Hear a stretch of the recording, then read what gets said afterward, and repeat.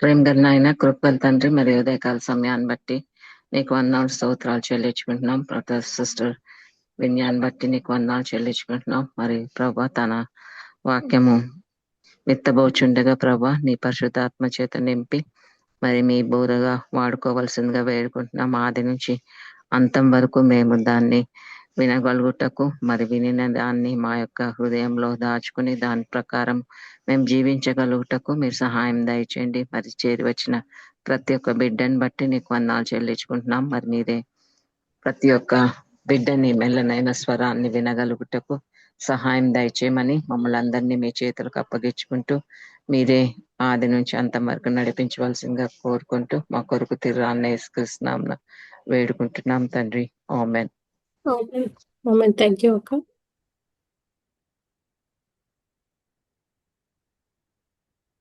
Sister మీరు తీసేసుకోండి time. Yeah okay. తండ్రి కుమార పరిశుద్ధ ఆత్మదేవునికి వందనాలు చెల్లించుకుంటున్నాను. మరి ముఖ్యంగా ఈ యొక్క మంచి సమయం దేవుని యొక్క సన్నిధిలో మీ అందరితో కలిసి కనబడడానికి, ఆయన యొక్క శ్రేష్టమైన వాక్యము మీతో పంచుకోవడానికి, మీకంటే గండ్రాలనేమీ కాదు, కానీ దేవుడిచ్చిన మహాభాగ్యము. మరి నేను ఆలోచిస్తా ఉన్నా, దేవా నాకు ఒక ద్వారం తెరవండి మీ యొక్క పని కొరకు అని. దేవుడికి స్తోత్రం. ఆశ్చర్యకరుడు కదా. మరి సహోదరి సుచరిత గారు మరి నాకు వెంటనే మెసేజ్ పెడితే కన్వీనియంట్ గా ఉందని నేను ఒప్పుకోవడం జరిగింది. మంచి సమయము. మన మధ్యలో తప్పకుండా దేవుడు ఉన్నారు. నేను ఏమి వాక్యము చెప్పాలి దేవా అని దేవుడిని అడుగుతూ వస్తున్నప్పుడు నాకు మరి ఒక వాక్యం నాకు గుర్తు చేశారు. అందులో మిస్ అయిన పాయింట్స్ ఇప్పుడు ఒక గంట ముందు నేను నిద్ర నుండి లెగక ముందే తన స్వరంతో వినబడితే నేను లెగడం జరిగింది. దేవుడికి స్తోత్రం. హల్లెలూయా. మనల్ని నడిపించే దేవుడు మనతో ఉంటే ఎక్కడ మనం తప్పిపోవని చాలా ధైర్యం. మరి ముఖ్యంగా ఈ యొక్క సమయము నాకు అవకాశము ఇచ్చిన సహోదరి సుచరిత, రెవరెండ్ డాక్టర్ సుచరిత గారికి నాకు ప్రత్యేక వందనాలు. మరి ఈ యొక్క ముఖ్యంగా ఐసీ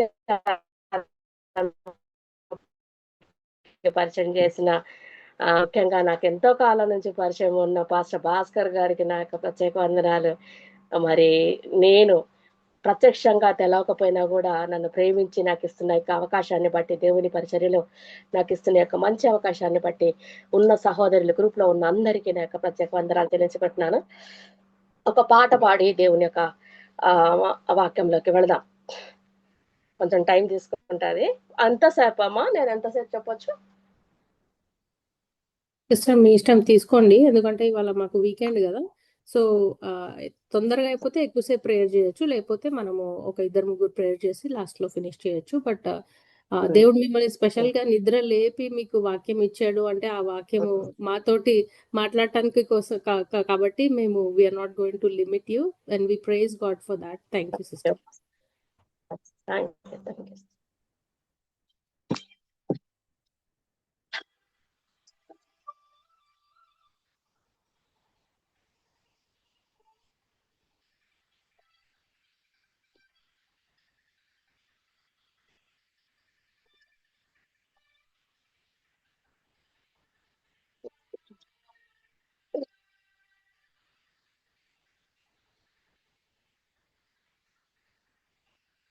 నీవు లేకుండా నేనుండలేను, నాకున్నవన్నీ నీవే యేసయ్యా. నీవు లేకుండా నాకున్నవన్నీ నీవే యేసయ్యా.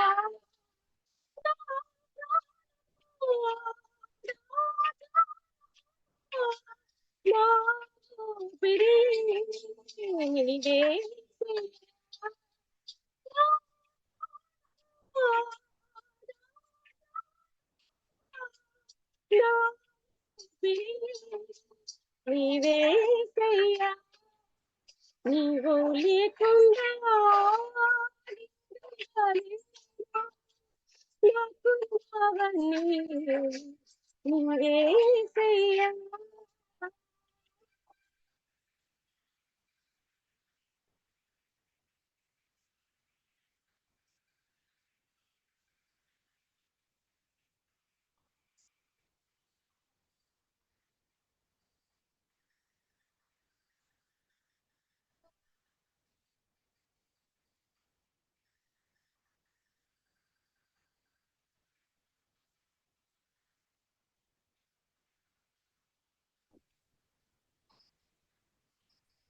Sister we lost your voice.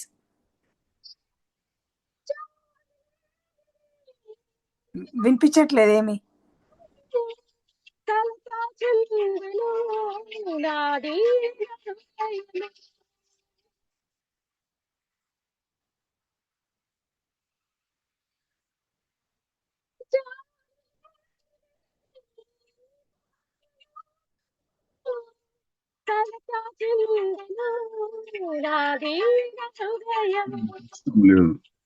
కాపాడుటకు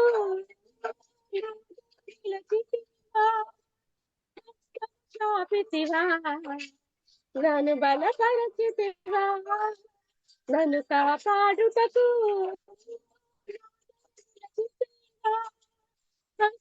చాపితివా, నన్ను బలపరచితివా.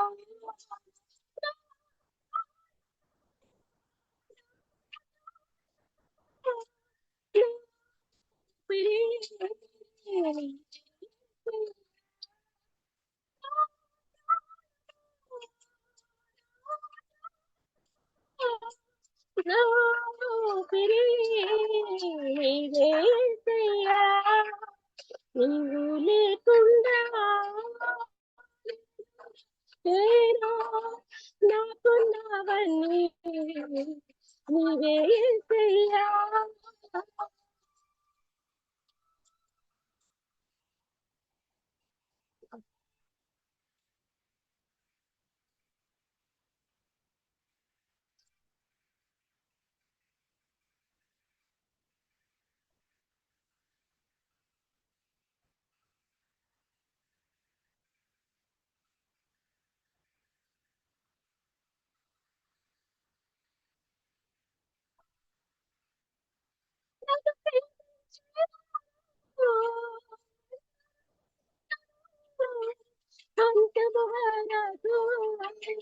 నాతో ఉండరు క్లియర్ లేదు.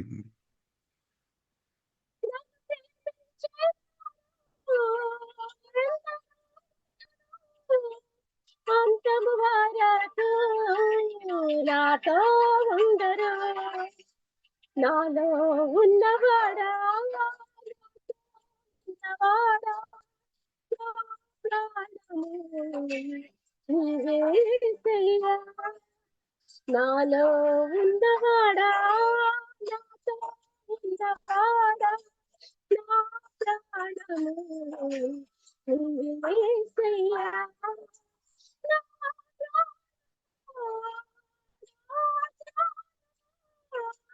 నా ఊపిరి నీవే యేసయ్యా.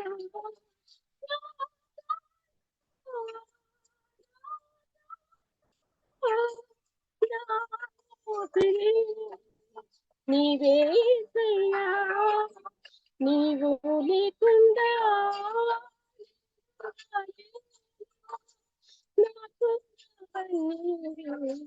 నీవే యేసయ్యా.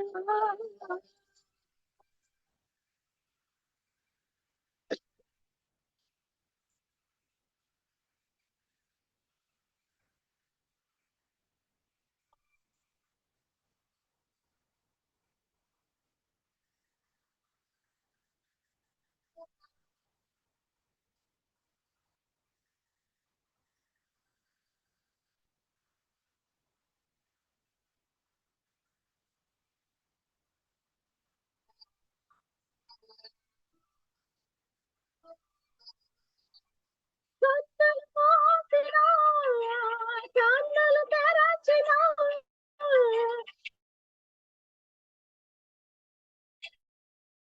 నా చూపులను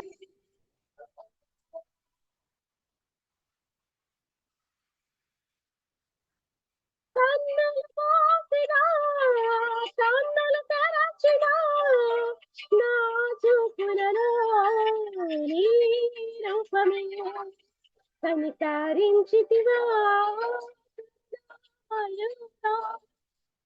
చూపించితివా నాకు చారి లేదురా. కనికరించితివా కృప చూపించితివా నాకు చాలి దేవుడా.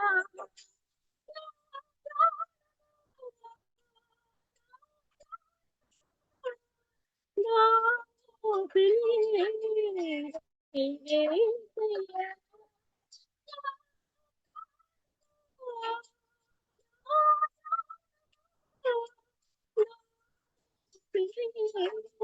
నీవేసయ్యా, నీవు లేకుండా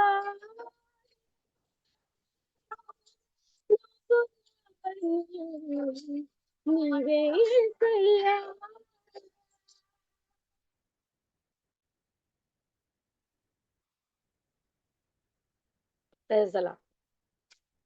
థ్యాంక్ యూ సో మచ్. దేవుని మహాకృపను బట్టి మరి కష్టమైన పాట కూడా పాడడానికి చూపించారు. గొంతు బాగాలేదు నాకు అసలు. ప్రార్థన చేసుకొని ముందుకెళ్దాం. మహోన్నతుడా, గొప్ప దేవా, సర్వోన్నతుడా, సర్వశక్తి మంతుడా, మీకు వందనాలనైనా. అయ్యా తండ్రి, ఇదిగో మీరు దేవుడుగా నా తండ్రి నాయన, నా ప్రభా, మాకున్నందుకు వందనాలు. మీ జనాలుగా మమ్మల్ని చేసుకున్నందుకు మీకు వందనాలు చెల్లించుకుంటున్నాను తండ్రి. అయోగ్యులమైనప్పటికీ అయ్యా మీ ఉచితమైన కృప చేత నా ప్రభా, నా తండ్రి నాయన, పగలు రాత్రి అనక నా ప్రభా నాయన మమ్మల్ని కాచి కాపాడుతూ అయ్యా సంరక్షిస్తూ నా ప్రభా నాయన, కేవలం ఒకే ఉద్దేశం, మరలా మీతో ఉండడానికే నా తండ్రి. మీకు స్తోత్రమయ్యా. ఇదిగో నాయన, ఊహించని రీతిగా నా ప్రభా నాకు ఇచ్చిన యొక్క మంచి అవకాశాన్ని బట్టి వందనాలు. అయా తండ్రి నాయన, మంచి మంచి మీ యొక్క సేవకుల మధ్యలో నా ప్రభా మాట్లాడడానికి మీరు నాకు అనుగ్రహించిన యొక్క గొప్ప భాగ్యాన్ని బట్టి వందనాలు చెల్లించుకుంటున్నా.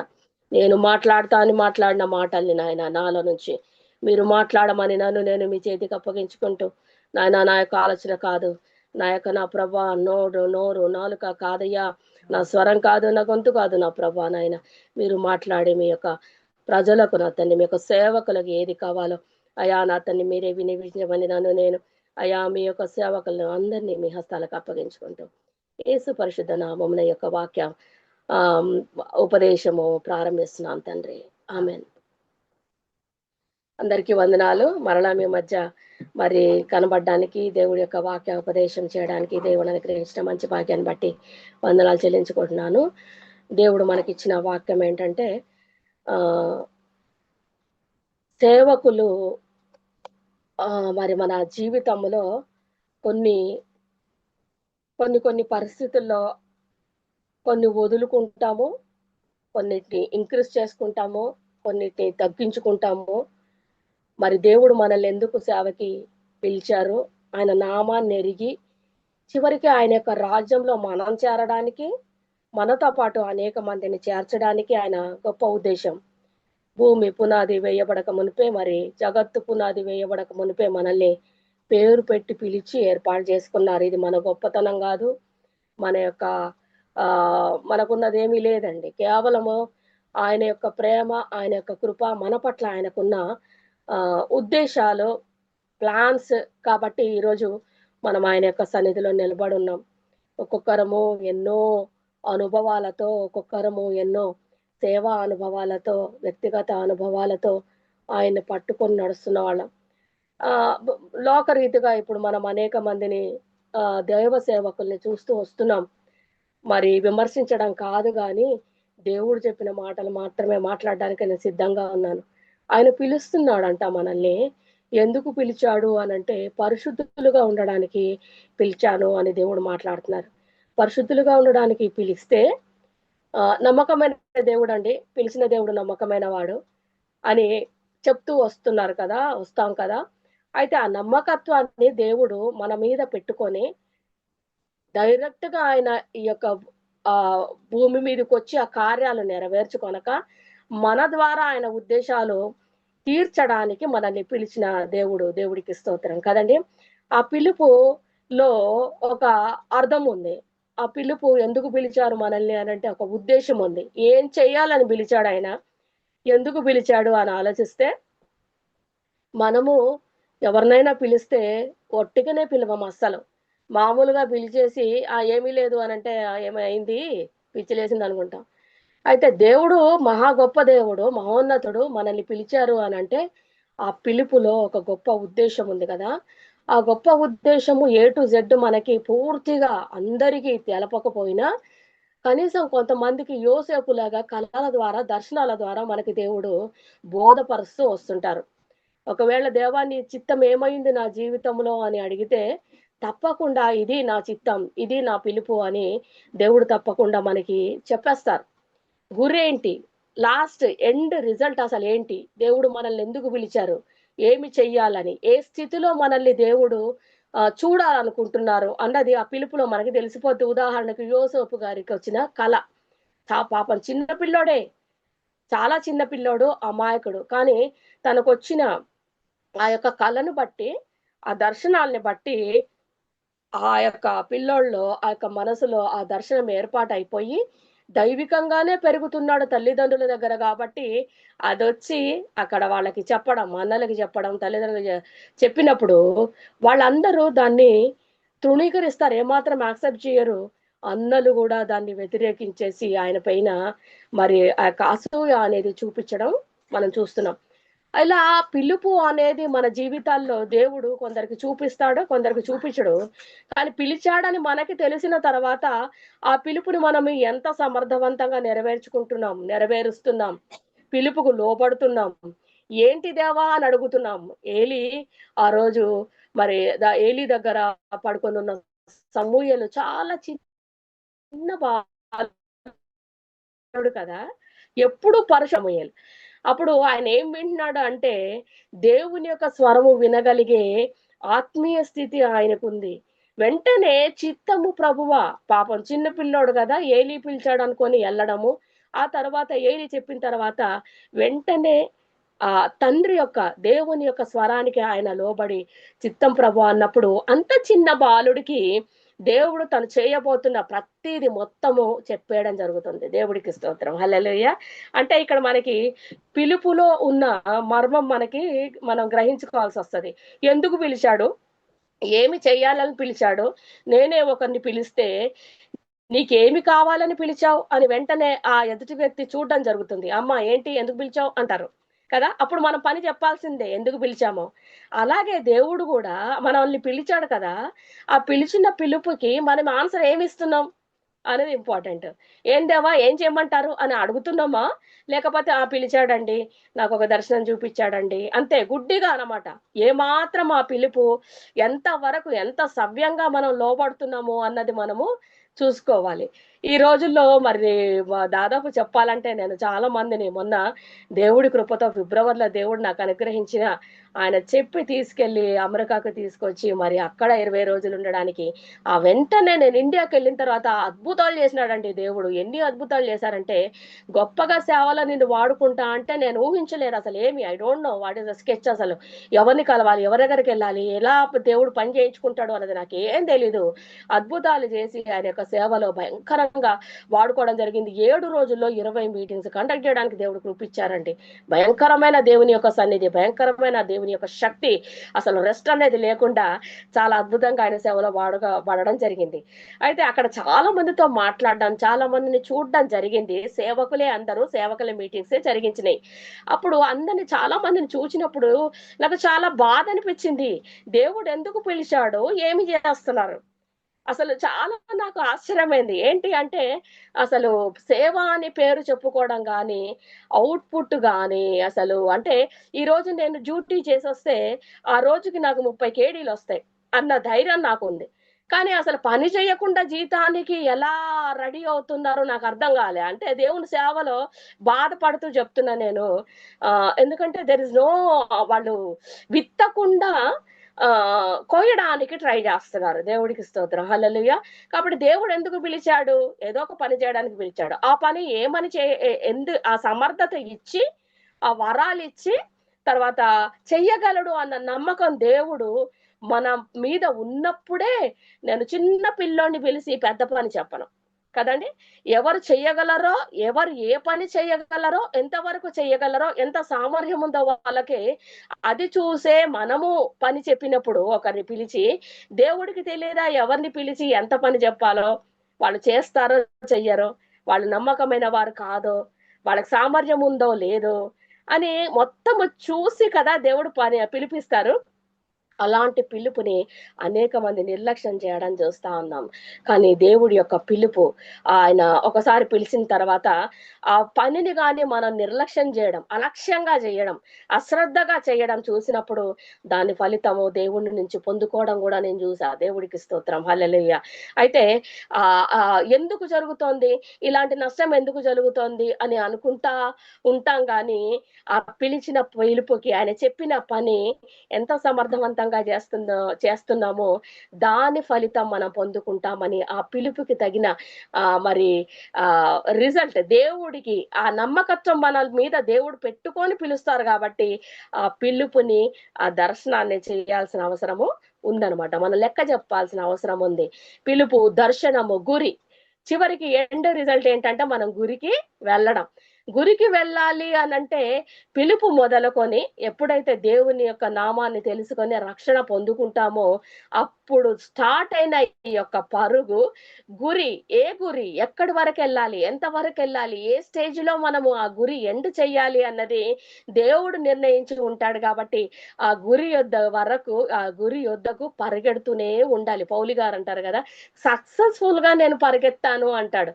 సక్సెస్ఫుల్ గా పరిగెత్తాలి అనంటే మధ్యలో చాలా ఆటంకాలు ఉంటాయి, మధ్యలో కింద పడాలుంటాయి, మధ్యలో నీరసం వస్తుంది కదండి. ఒక రన్నింగ్ రేస్ లో మనం చూసుకుంటే ఎవరు చిన్నపిల్లలు గారు అందరికీ అర్థమవుతుంది కదా. కాబట్టి ఆ గురి, లాస్ట్ గురి, ద ఎండ్ ఏంటి అనంటే, డెస్టినీ ఏంటి అనంటే దేవుడు పెట్టిన యొక్క డెస్టినీకి మనము ఆ పిలుపు అందుకొని ఎంత సమర్థవంతంగా పరిగెడుతున్నాం, దేవుడు అనుకున్న పరుగులో వెళ్తున్నామా, స్పీడులో వెళ్తున్నామా, లేకుంటే దేవుడిని దాటైపోయే స్పీడ్ లో వెళ్తున్నామా అన్నది మనం జ్ఞాపకం చేసుకోవాలి. దేవుడు పెట్టిన స్పీడు ఆయన్ని దాటి వెళ్ళిపోతే మనము దారి తప్పిపోతాం, గురి తప్పిపోతాం. కానీ దేవుణ్ణి ముందు పెట్టుకొని ఆయన పరిగెత్తడు, దేవుడు నెమ్మదిగానే వెళ్తాడు. నేను పరిగెత్తాను ఎప్పుడు అనలేదు కదా. కాబట్టి ఓపికతో పరిగెత్తాలి అన్నాడు. దేవుడికి స్తోత్రం, హల్లెలూయా. ఆయన వైపు చూస్తూ కదండి, అవమానమును నిర్లక్ష్య పెట్టి ఆయన వైపు మాత్రమే చూస్తూ ఓపికతో పరిగెత్తాడు అని అన్నాడు. కాబట్టి ఆ ఓపికతో పరిగెత్తాలి అనంటే ఆయన్ని మించి, ఆయన్ని కాదని, ఆయన పిలిచిన పిలుపుకి, ఆ గురికి ఏది పెట్టాడో ఆ డెస్టినీకి వెళ్ళడానికి మన ఇష్టం వచ్చినట్టు పరిగెడితే ఆయన పనిలో అప్పుడు మనకి సక్సెస్ రాదు. దేవుడిచ్చిన దర్శనాలు నెరవేర్చబడ్డానికి, దేవుడిచ్చిన పిలుపు కూడా నెరవేర్చబడ్డానికి, దానికి మనము లోబడడానికి కావలసిన త్యాగము, ఓపిక ఎన్నో కావాల్సి వస్తది కదండి. కాబట్టి ఆ దర్శనం అనేది మనము లేకుండా దేవుని యొక్క సేవలో ముందుకెళ్తే గనక మనకి నష్టాలు వస్తాయి. దర్శనము లేదంటే దర్శనము దేవుడు మీకు ఇచ్చినట్టు ఏదన్నా గుర్తు లేదా, లేదంటే పిలిచాడు అని ఒక స్టేజ్కి వచ్చినాక మనం చెప్పుకుంటున్నాం కానీ ఒక దృఢమైన నిశ్చయం మనకుందా, అది కానీ లేకుంటే దేవుణ్ణి కూడా మనం అడగొచ్చు, దేవా ఏంటి అసలు నా జీవితంలో మీ చిత్తము అని దేవుణ్ణి అడిగినప్పుడు తప్పకుండా ఆ యొక్క పిలుపు, తర్వాత ఆయన యొక్క చిత్తము మన జీవితంలో ఏదుందో తప్పకుండా చూపిస్తారు. గురి, ఎడ్జ్, లాస్ట్ డెస్టినీ కూడా ఏంటో దేవుడు మనకి చూపించిన అంటున్నారు. అదే కదండి మరి యోసేపు గారికి చూపించింది ఏంటంటే ఆ యొక్క పనులన్నీ సాష్టాంగ పడడం, ఆ నక్షత్రాలన్నీ వంగడము చూపిస్తే చివరికి జరిగింది అదే. దేవుడికి స్తోత్రం కదండి. చిన్నప్పుడు బాలుడుగా ఉన్నప్పుడు చూపించిన ఆ యొక్క కళా దర్శనము చివరికి తండ్రి ఎంత వృద్ధాప్యంలో ఉన్నప్పుడు, మరి ఆ యొక్క కుమారుడు యోసేపు ఎంత పెద్దగా ఉన్నప్పుడు ఎంత మంచి దర్శనం నెరవేర్చబడడం చూస్తున్నాం. పిలిచిన దేవుడు నమ్మకమైన వాడు, తప్పకుండా ఆయన చూపించింది చెయ్యాలని మన పట్ల కలిగి ఉన్న ప్లాన్ తప్పకుండా నెరవేరుస్తాడు. కానీ మన యొక్క బాధ్యత ఏంటంటే ఓపికతో పరిగెత్తడం ఆయనకి కావాలి. దేవుడికి స్తోత్రం, హల్లెలూయా. గురి యొద్దకు, డెస్టినీ యొద్దకు మనం తప్పకుండా చేరాలి. మధ్యలో ఆగిపోవడానికి వీల్లేదు. చాలా మందిని చూస్తున్నా మధ్యలో ఆగిపోతున్నారు, మధ్యలో డైవర్ట్ అవుతున్నారు కదండి. గురి చేరుకోలేక మధ్యలో డైవర్ట్ అవ్వడం చూస్తున్నాం. ఎందుకు అనంటే దేవునితో సహవాసం లేక, పిలిచిన వాడితో సంబంధం లేక. దేవుడికి స్తోత్రం, హల్లెలూయా కదండి. పిలిచిన వాడితో సంబంధం లేకుంటే మన ఇష్టం వచ్చినట్టు చేసుకుంటూ వెళ్తుంటే ఏమవుతుందంటే మనము మధ్యలో గురి, దేవుడు అనుకున్న గురి చేరలేక మధ్యలో దాన్ని మరి ఎండప్ చేయాల్సి వస్తది కదా. అది దేవుడి యొక్క చిత్తము కాదు. తర్వాత దేవుని యొక్క పిలుపు మనము నెరవేర్చాలి, గురి వద్దకు పరిగెత్తాలి అని అంటే దేవుడు పెట్టిన డెస్టినీ చేరాలి అంటే ఆత్మ నింపుదల కంపల్సరీ. దేవుని యొక్క ఆత్మ నింపుదల, దేవుని యొక్క ఆత్మ నడిపింపు చాలా అవసరం. ఆత్మ నింపుదల ఉన్నది అని కొన్ని రోజులు ఆత్మ నింపుదలతో ఉండి ఆత్మ నడిపింపులో కూడా ఉండి తర్వాత మధ్యలో కొన్ని డైవర్షన్స్ ఎప్పుడైతే అపవాది తెచ్చి పెడుతున్న డైవర్షన్స్ కి, ప్రలోభాలకు లోబడి మరి కుడి ఎడమలకు తప్పిపోతూ ఉన్నామో అప్పుడు ఏమవుతుందంటే దేవుణ్ణి అడగడం మర్చిపోతాం మనం. దేవా ఇది చెయ్యనా వద్దా, దేవా ఇటు వెళ్ళనా వద్దా, దేవా మరి నేను ఇది చేస్తే మంచిదా కాదా అనేసి మనం బైబిల్లో అనేక మందిని చూస్తున్నాం. పౌలు గారిని ఒకసారి పరిశుద్ధాత్మ దేవుడు ఒక చోటుకి వెళ్ళొద్దు అనేసి ఆపేస్తాడు. దేవుడికి స్తోత్రం, హల్లెలూయా.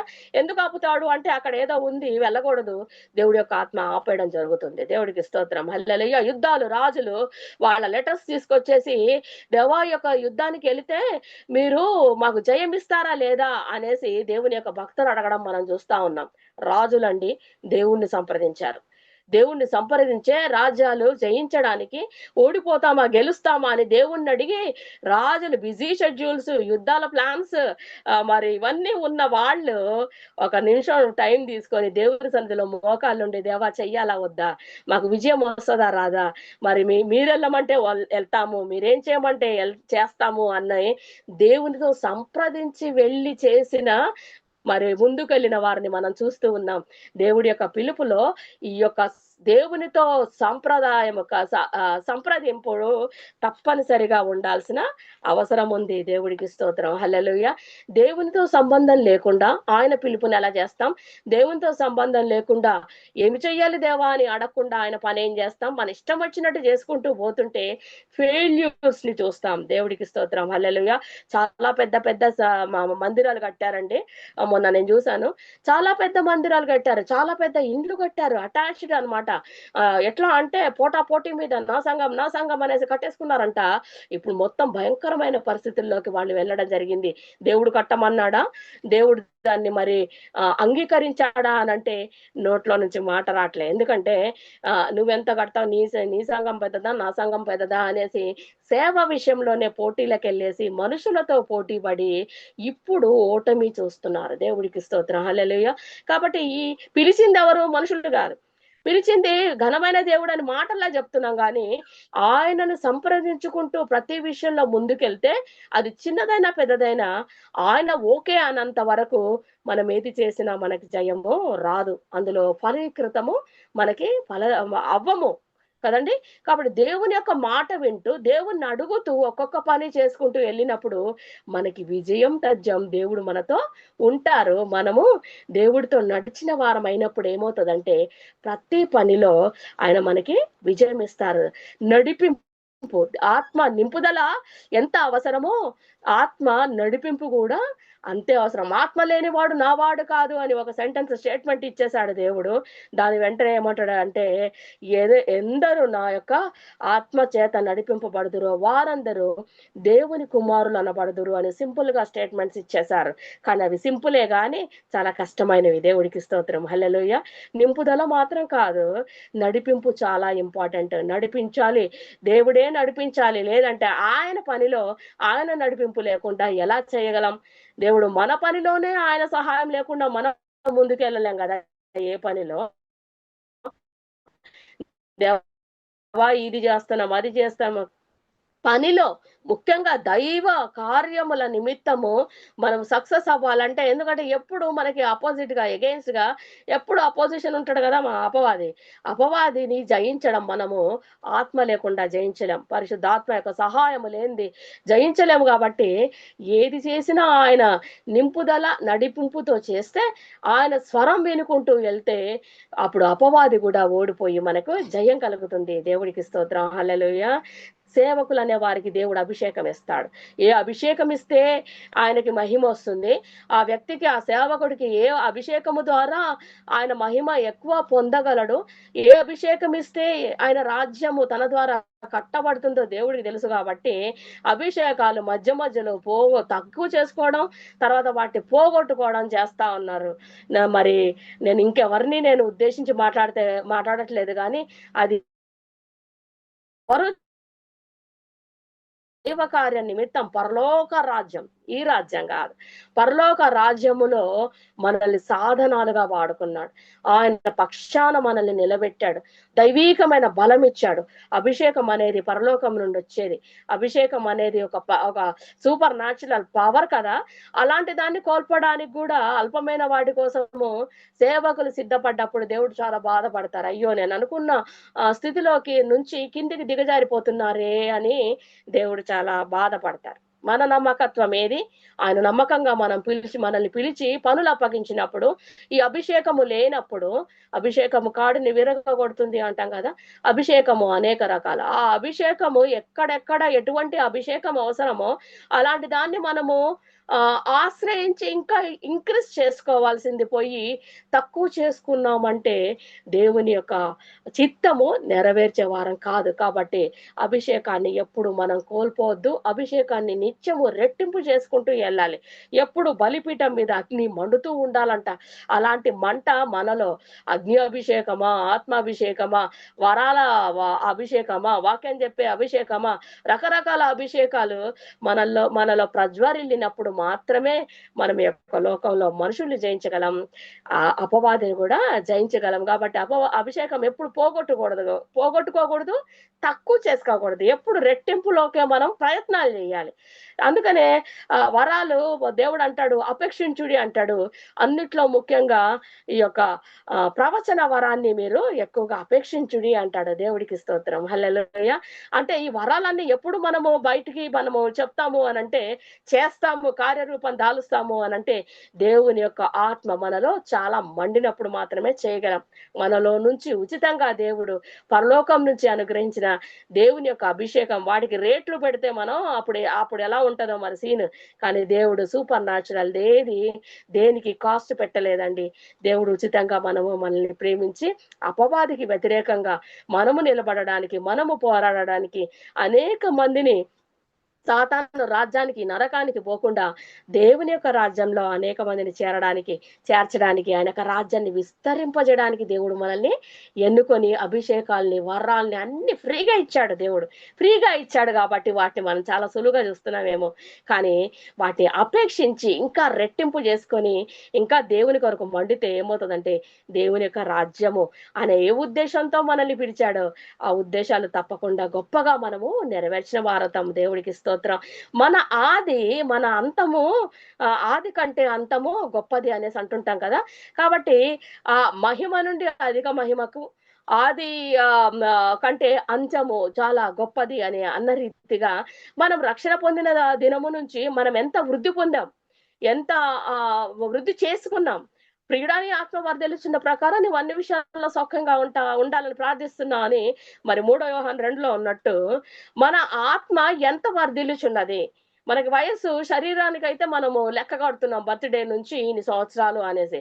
ఆత్మ ఎంత వర్ధిల్లుచుంది, ఆత్మ యొక్క కొలమానం ఎంత, ఆత్మ ఎంత ఇంక్రీజ్ అవుతోంది మనలో.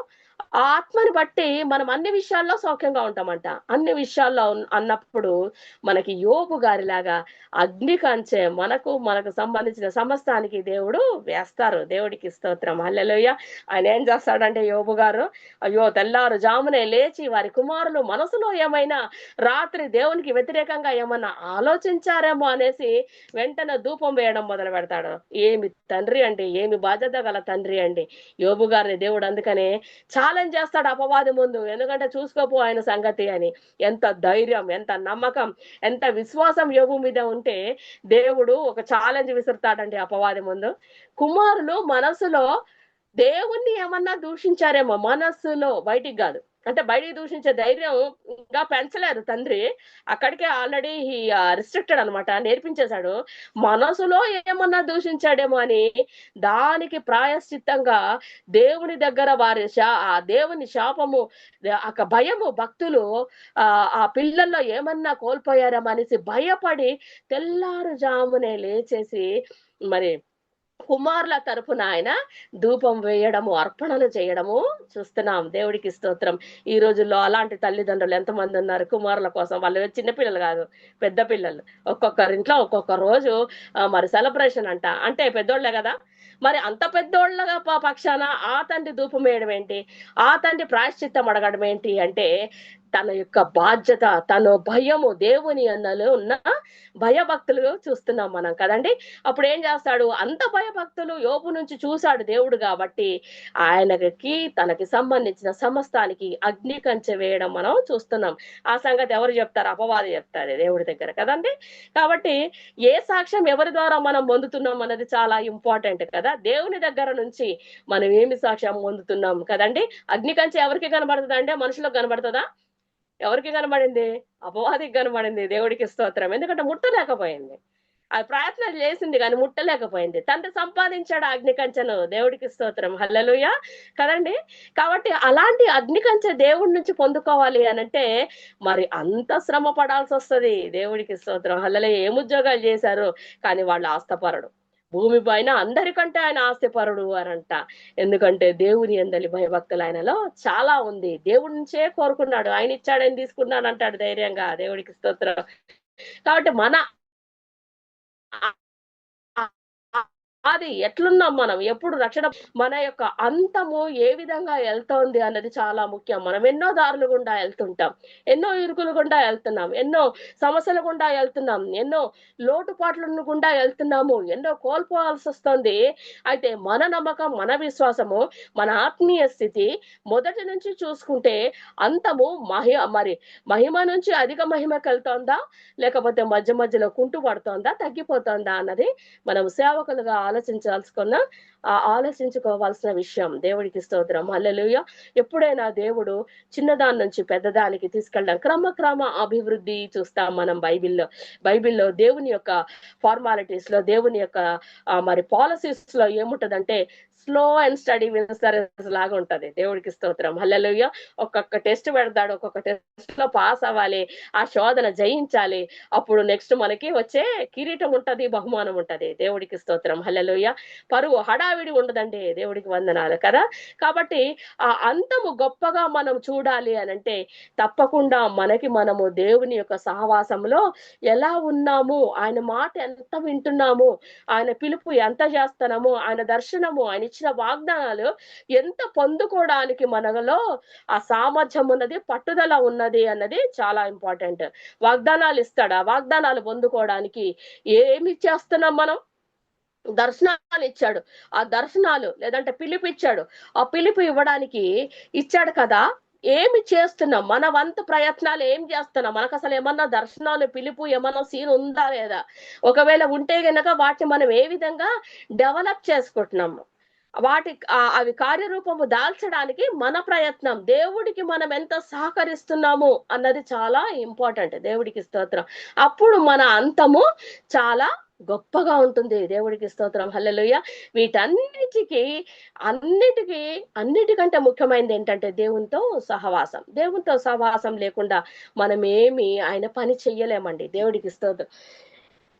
ఏదేదో ప్లాన్స్ వేసేసుకొని ఏదేదో చేద్దాం అనుకొని మరి ఎన్నెన్నో మనకి మనం నిర్ణయాలు చేసుకుంటే మాత్రము దేవుని యొక్క సహవాసంతో మాట్లాడుకుంటూ, భక్త సింగాన్ని చూస్తాం కదా మనం, అద్భుతమైన సహవాసం దేవుడితో. చాలా మంది భక్తులు ఆయనతో సహవాసం చేసుకుంటూ మరి భక్త సింగ్ గారు, మరి జాషువా డానియేల్ గారు, వీళ్ళందరూ ఏంటంటే ఒక చిన్న దువ్వెన, ఒక పెన్ను కొనడానికి కూడా దేవా ఇది కొననా వద్దా, నేను ఇప్పుడు మార్కెట్కి వెళ్ళాలా వద్దా, మరి అంత అవసరం అంటారా అంటే దేవుడు వద్దు వెళ్ళొద్దు అనంటే ఆగిపోవడం లేదు, నువ్వు కొనుక్కో, నీకు ఇది అవసరము అంటే కొనుక్కోవడం చేశారండి. దేవుడికి స్తోత్రం. హల్లెలూయా.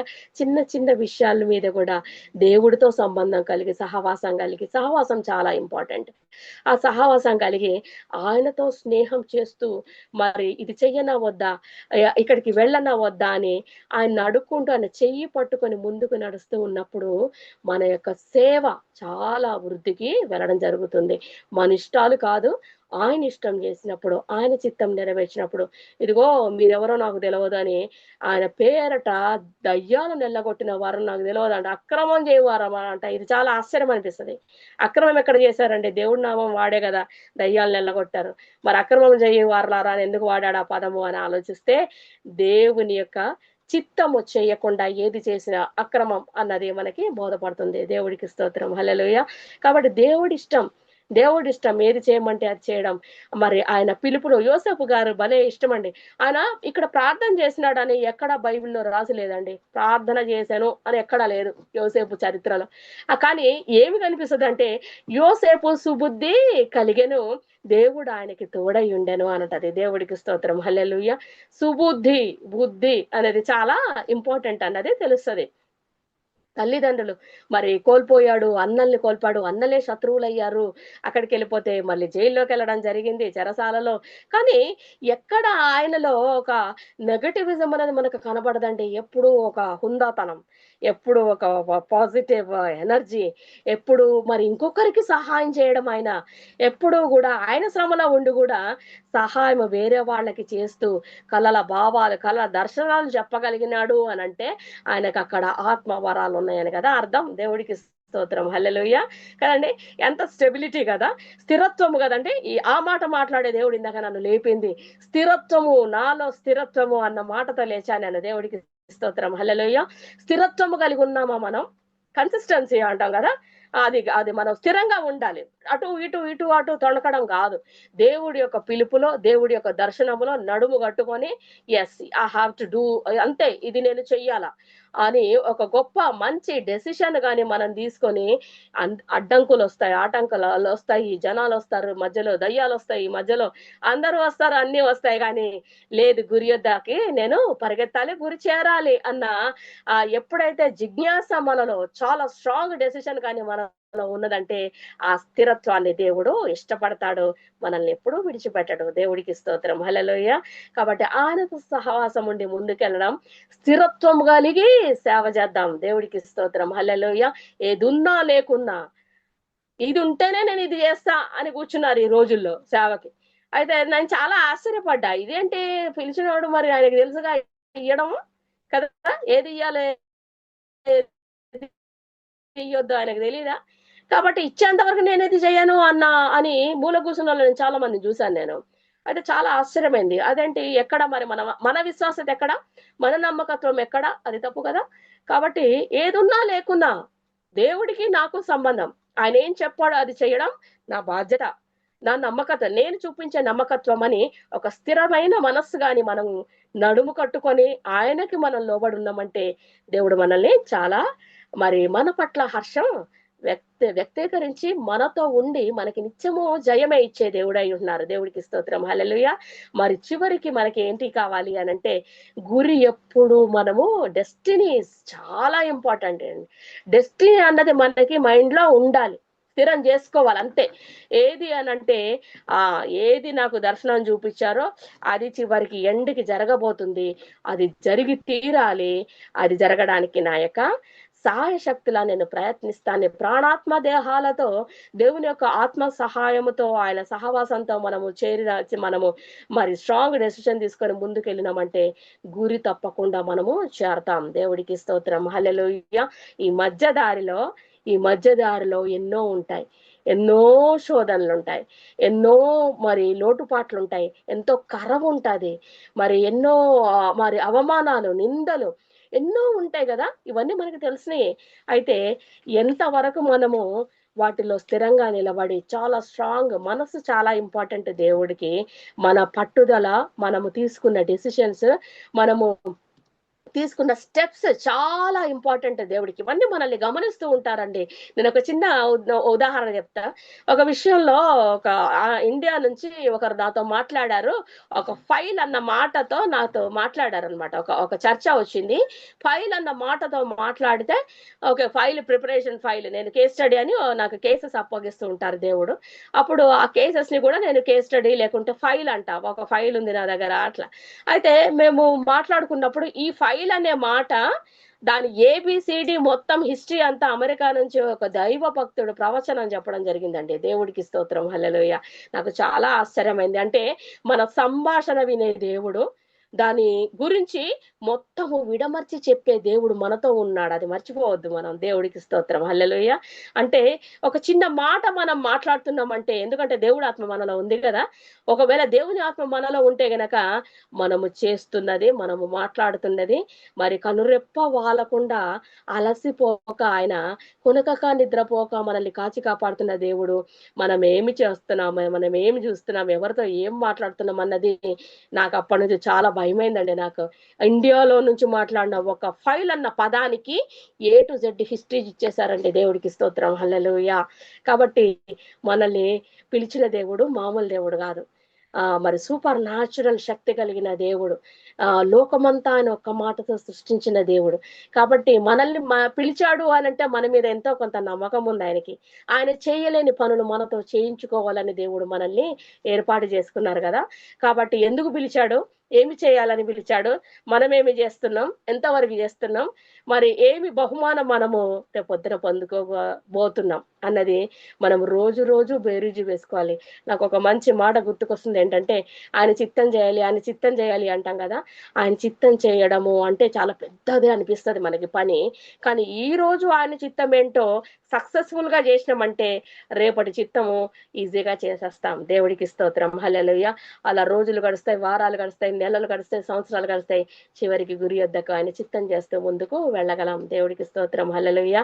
మరి యొక్క మాటలు దేవుడు మరి నాలో ఉంచి నేనే మాట్లాడతా అని నాకు ధైర్యం ఇచ్చి నిలబెట్టి మాట్లాడించిన దేవుడిని నేను మహింపరుస్తున్నాను. మా ప్రార్థన చేసుకొని ముగించుకుందాం. మహోన్నతుడా, గొప్ప దేవా, మీకు వందనాలు. మాట్లాడదేవా, మంచి దేవా, జీవమైన దేవా, మీకు స్తోత్రమయ్యా. మేము అల్పులమే కానీ నా తండ్రి నాయన, ఇదిగో మా దేవుడు చాలా గొప్ప దేవుడు, మమ్మల్ని నడిపించే దేవుడు అయా. నా తండ్రి, ఇదిగో నా ప్రభా అయా, మీరు మా పట్ల ఏ ఉద్దేశాలు కలిగి ఉన్నారో, ఎందుకు మమ్మల్ని పిలిచారో, ఎక్కడికి చేరాలని పిలిచారో, ఏమి చేయాలని పిలిచారో, ఓ నా తండ్రి నాయన, ఇదిగో నా ప్రభా మాకు చూపించి చేసే దేవుడవు దేవా, మీకు స్తోత్రం అయా. అబ్రహాముకు స్నేహితుడుగా అవ్వండి, నీకు తెలవకుండా నేనేం చేయాలని సెలవిచ్చిన దేవుడవయ్యా. అదే విధంగా మాకు కూడా అన్ని బయలుపరుస్తూనే చేస్తారు దేవా, మీకు స్తోత్రం అయ్యా.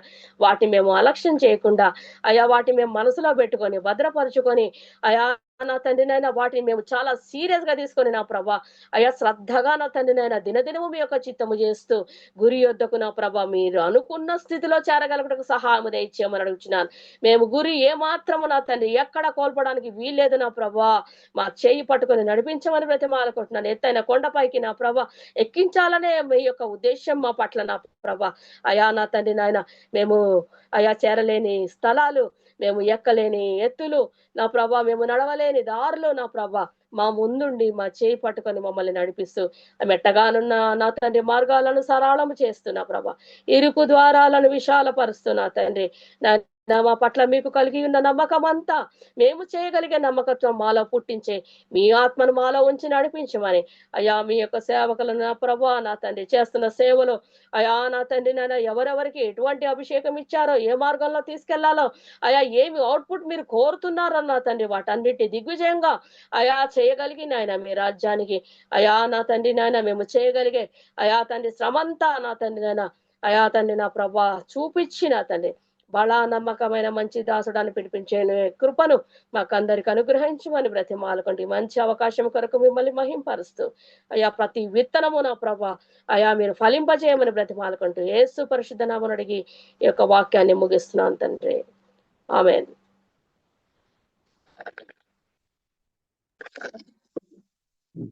Thank you sister. Thank you అమ్మా. అందరికి thank you. Praise the lord.